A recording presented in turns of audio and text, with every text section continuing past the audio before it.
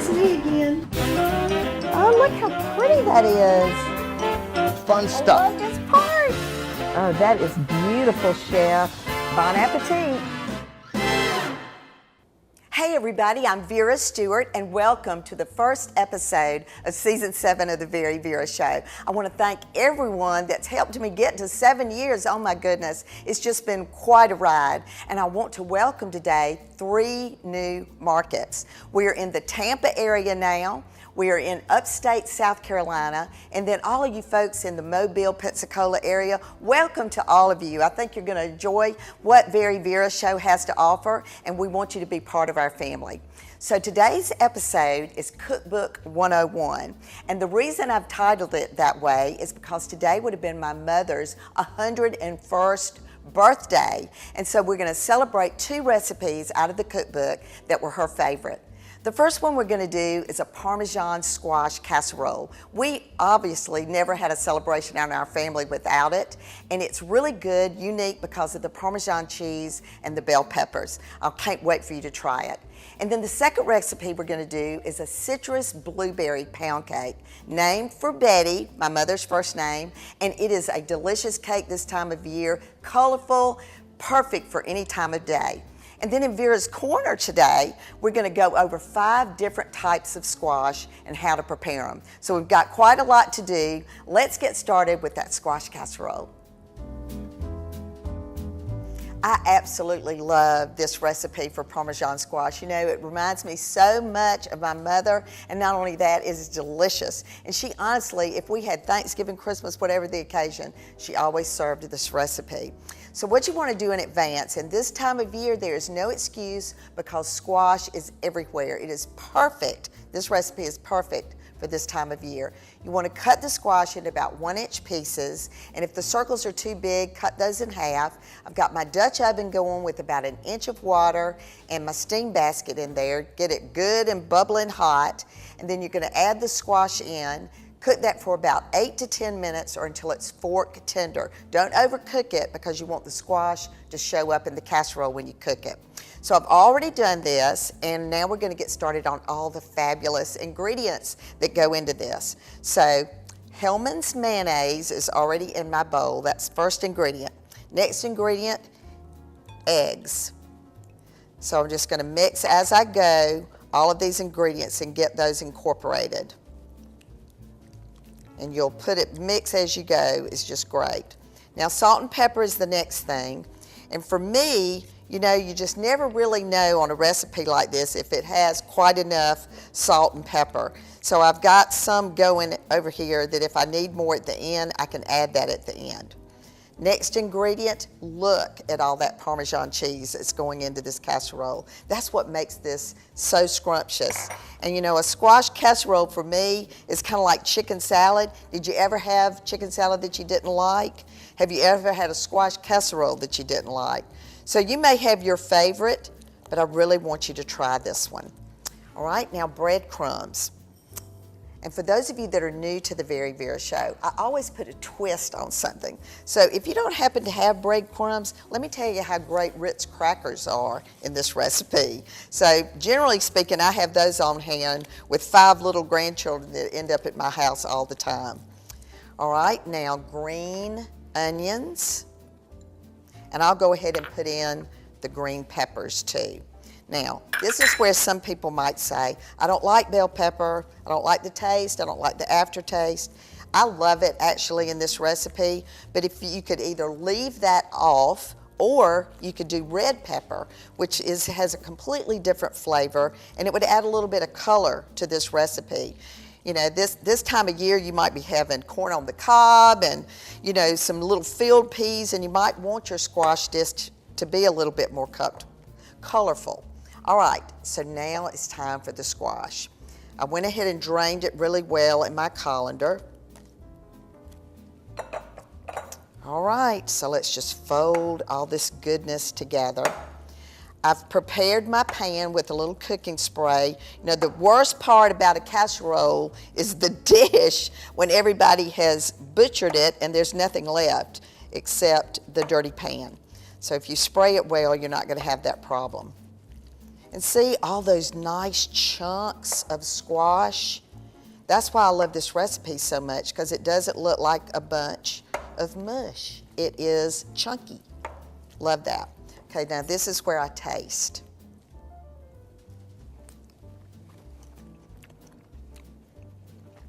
I mean, honestly, I might add a little bit of pepper. But remember that Parmesan cheese is salty. So you don't want to overdo. So what the recipe calls for, to me, right now, is absolutely perfect. All right, let's put this in the casserole dish. And there will be no doubt that you are serving squash casserole. How many times have you been through a buffet line? You had no idea what the casserole was because you couldn't tell. There's nothing on the top of this to camouflage it. It's just going to be wonderful. And take just a minute and take some of those squashes and make it look pretty before it goes into a 325-degree oven for about 30 to 40 minutes. So come back with me after the break. We're going to get started on that citrus blueberry pound cake.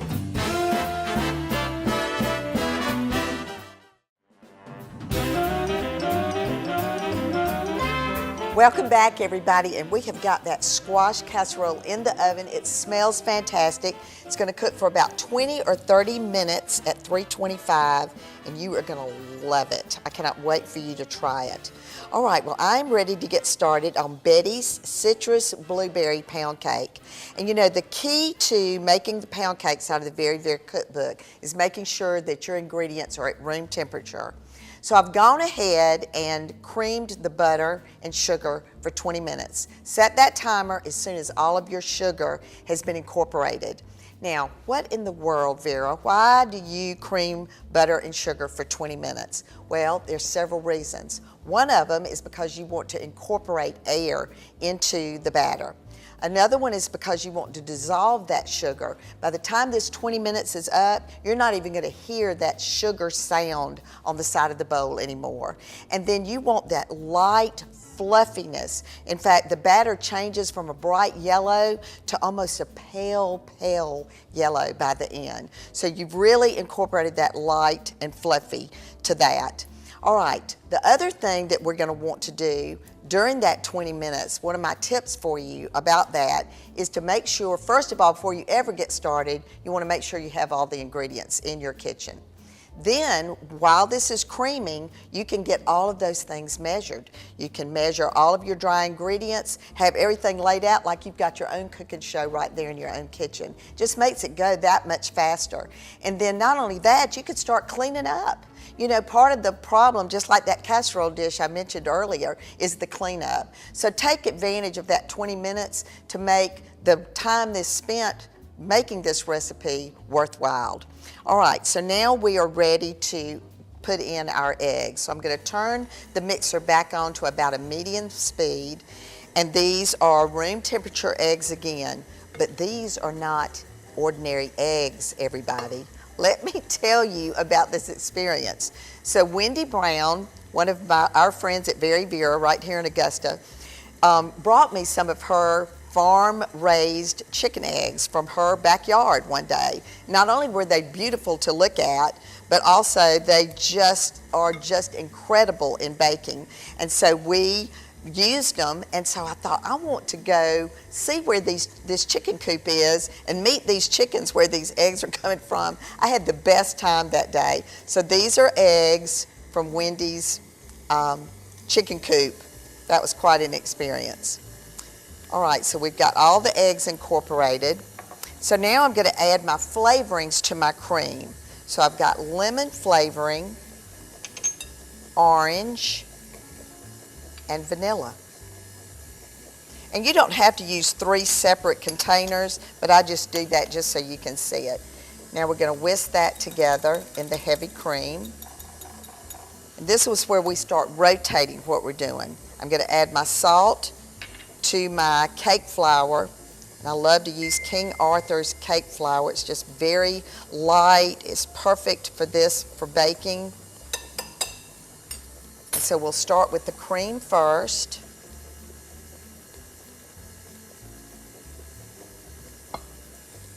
and then the flour. And I love to have an instrument to do this, so I just grab one of my measuring cups to make it easy to do.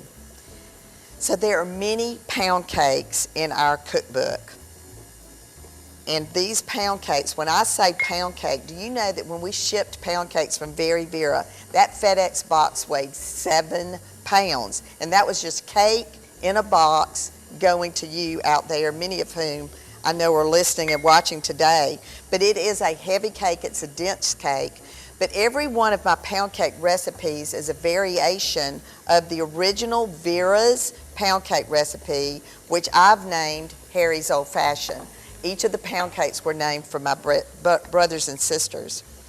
And you know, another fun fact about what we've been doing as we got ready for season 7 was that we just recently were on the Hallmark Channel, and I did a hummingbird cake for them, and Dionne Warwick was a guest that day. It was amazing. If you want to watch that episode, go to our Facebook page. Okay, so now I'm going to keep adding these ingredients. This is going to beat for 5 more minutes, and then when we come back from the break, we'll finish. But in the meantime, Vera's Corner today is all about squash, so don't go anywhere. Let's tune in.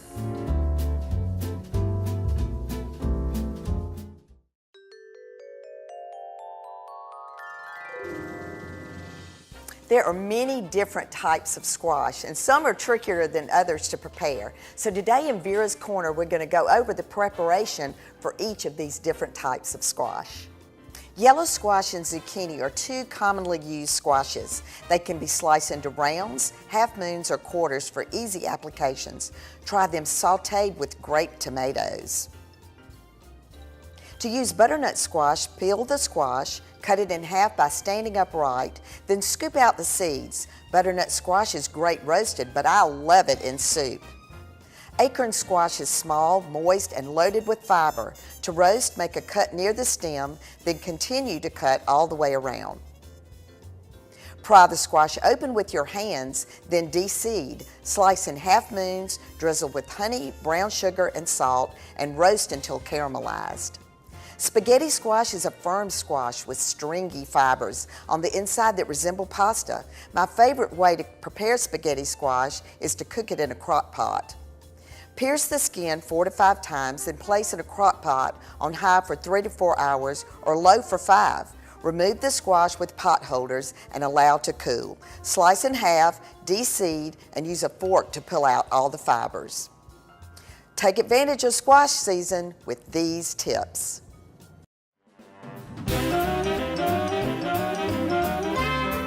Welcome back, everybody, and we let this batter beat for about 5 minutes, and just look at it. I mean, it is like velvet, and that's the way I describe it in the book. There's nothing like a beautiful pound cake batter. And I know you're probably thinking, Vera's got her hands all in this batter. Well, first of all, my hands are clean.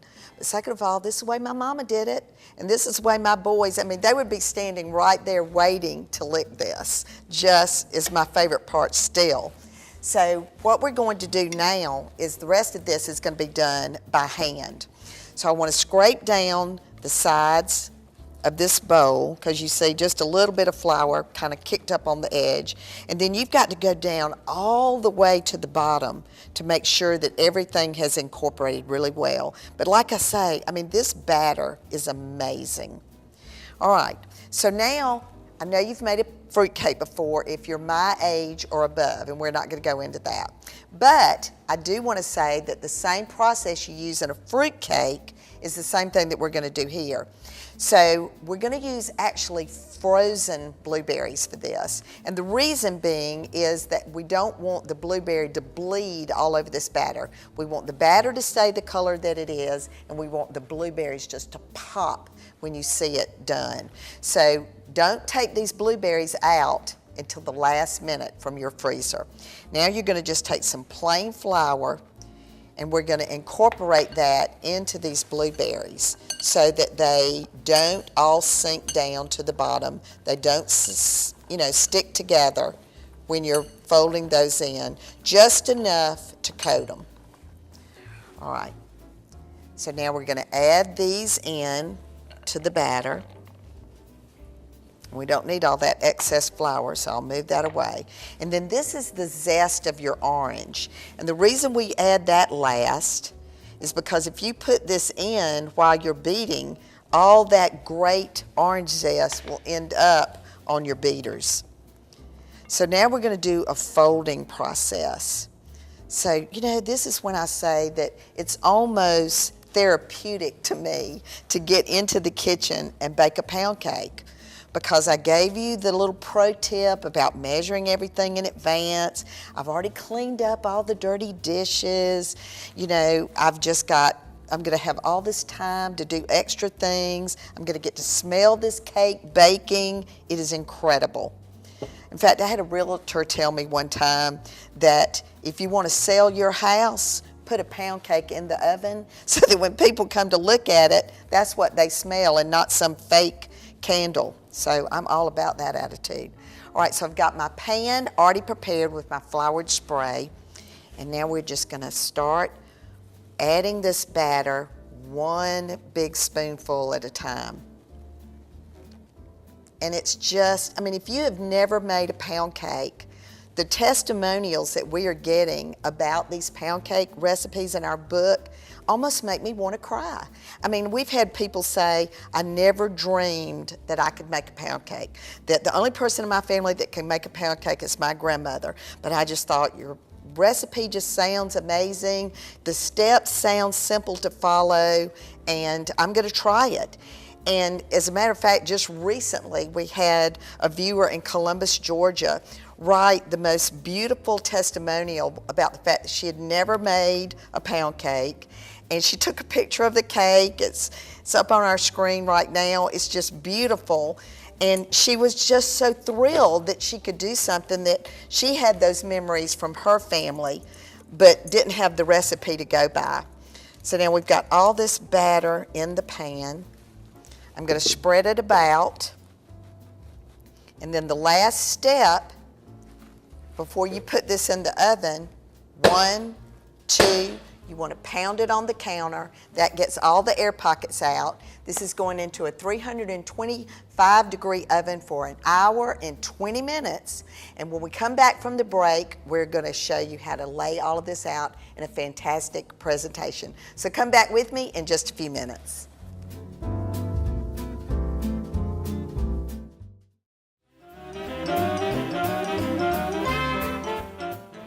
Welcome back, everybody, and I'm so pleased with our setup today and the way everything has turned out. We've had a great time, I hope you have, and we have gotten that squash casserole out of the oven.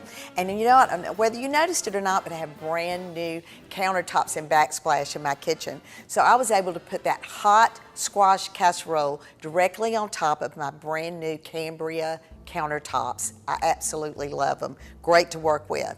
So we got the squash casserole done. We started with cutting up the squash, steaming it for 8 to 10 minutes. We added all of those wonderful ingredients, went right into my casserole dish. But the beauty is I've been able to transfer it to my grandmother's tureen, which you don't use anymore because you can't bake in it. And look how gorgeous it looks. When I said this is not like a casserole, it absolutely is not. This will be your new family favorite. So I can't wait for you to try that. All right, let's talk about the citrus blueberry pound cake. So I'm going to move down and tell you a little bit about the glaze that we went ahead and made in advance. So the glaze is very simple. It's water, sugar, concentrated orange juice. Let that come to a boil, and then you're going to add in lemon zest and orange extract and butter flavoring. It goes on top of the cake. You just can get as generous as you like with it on top of that cake once it's cooled down on top of your cooling rack. So isn't it just fantastic? I love the way this turned out. I gave you some tips on how to make the pound cake, having those room temperature ingredients, getting things measured in advance. Remember, that batter is going to be like silk. You're going to be so proud of yourself for measuring things in advance and getting all your dishes washed so you can set up a pretty presentation. This would be beautiful for a morning coffee. Just so many uses for this pound cake. All right, so these recipes came out of the VeryVera Cookbook. The VeryVera Cookbook launched in April, and thanks to all of you, our first print is completely sold out. I cannot believe it, and I can't thank you enough for your participation, your enthusiasm, your interest in what we're doing. But don't worry, second print is on its way. We will have it in a few weeks. So when you go to our website at VeryVera.com, not only to get the recipes that we prepared today, but also to order your cookbook if you don't have one. We've got a pre-order special with a magnet that's going to be on your refrigerator. You're going to use it all the time. It's a special surprise with equivalents and measuring tips on it. So, as I always say on the VeryVera Show, no matter what you do it in good taste. I might be stopping in with a little bit of this blueberry pound cake, and I want you to be sure to join us next week because we're going to be filming from the Sub-Zero and Wolf showroom in Charlotte, North Carolina. So you don't want to miss that because, you know, all of these appliances are from Sub-Zero and Wolf. So please join us again next week.